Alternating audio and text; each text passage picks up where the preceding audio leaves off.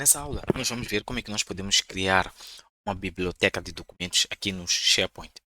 Por padrão, quando nós criamos um site, nós estamos aqui no nosso site de equipe, um site de marketing.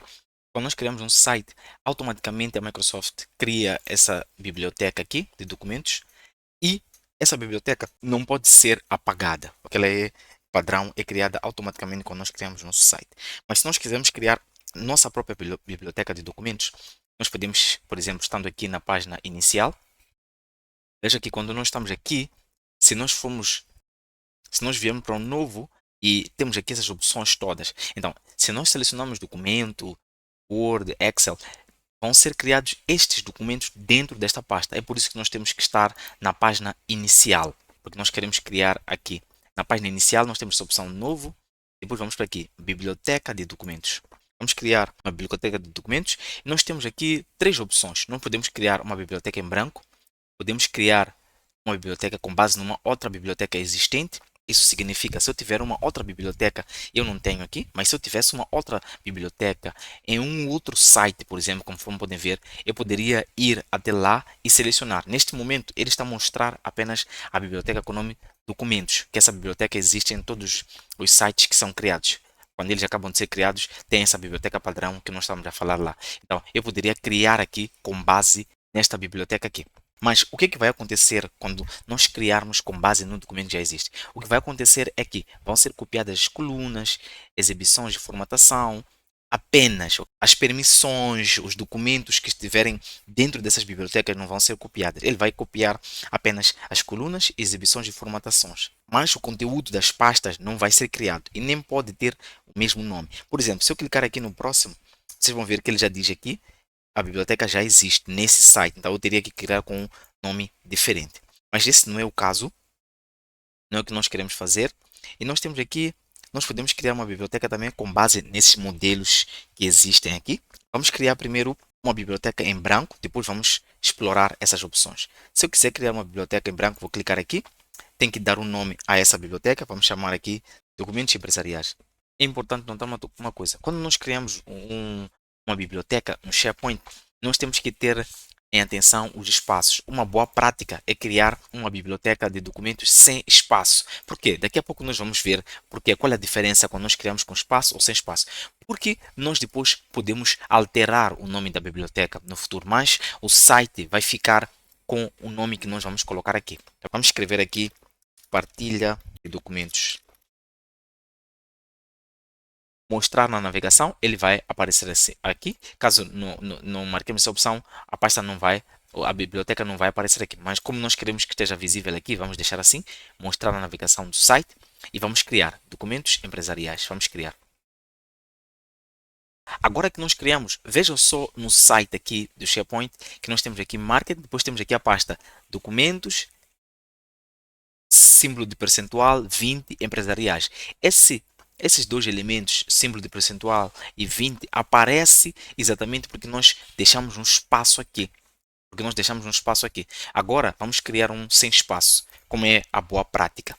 Para isso, nós temos que vir aqui para a página inicial. Depois vamos para aqui para o novo, biblioteca de documentos. Podemos criar um em branco mesmo, não tem nenhum problema. Vamos escrever aqui relatórios da empresa.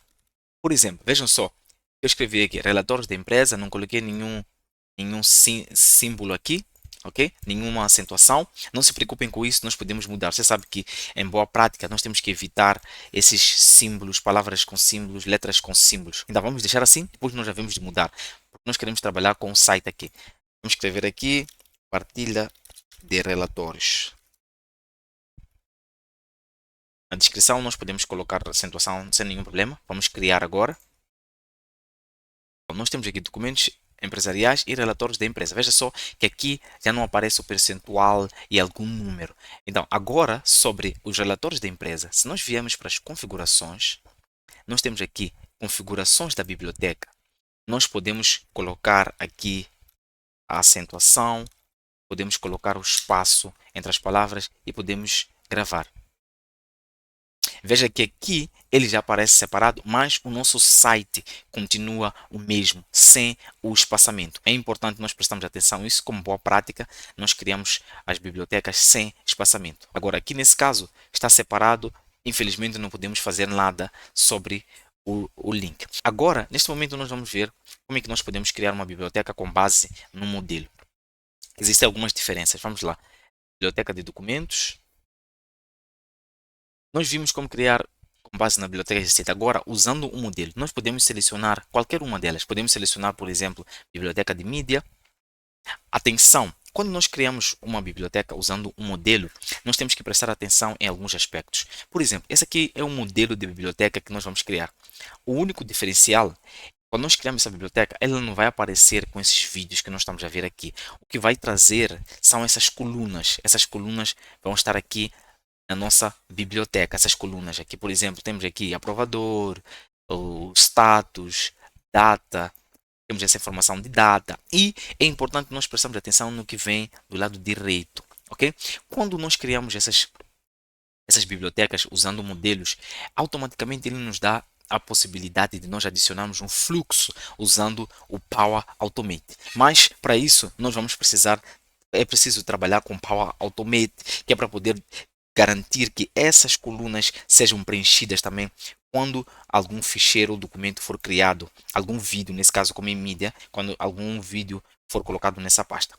Para já, aqui está a informação do que vai acontecer, alguns recursos que vêm com este modelo. Para isso, nós vamos clicar aqui, usar modelo, vamos deixar assim mesmo, biblioteca de mídia, por causa do espaçamento, nós vamos tirar aqui os espaçamentos, vamos deixar assim, biblioteca de mídia, partilha de mídias, vamos criar. Quando nós criamos aqui, veja que nós temos uma opção do que vai acontecer. Por exemplo, 3 dias antes da data de lançamento do item, Power Flow, Power Automate Fluxo enviará um lembrete para o cliente potencial do projeto atribuído. Então, essa aqui é uma opção de nós adicionarmos um fluxo. Aqui nós temos não adicionar esses recursos, podemos fazer isso aqui mais tarde. É importante prestar atenção nesse assunto, porque quando nós trabalhamos com Power Automate para automatizar algumas tarefas usam alguns conectores. Nós vamos ver mais adiante o que são conectores, mas basicamente os conectores são algumas funcionalidades que nós temos no Power Automate que nós podemos conectar ao nosso fluxo para poder executar alguma tarefa específica. Por exemplo, se nós continuarmos aqui, vamos para o próximo. Isso aqui é apenas uma notificação do que vai acontecer. Se nós quisermos editar o nosso fluxo, nós podemos verificar lá. E vamos fechar.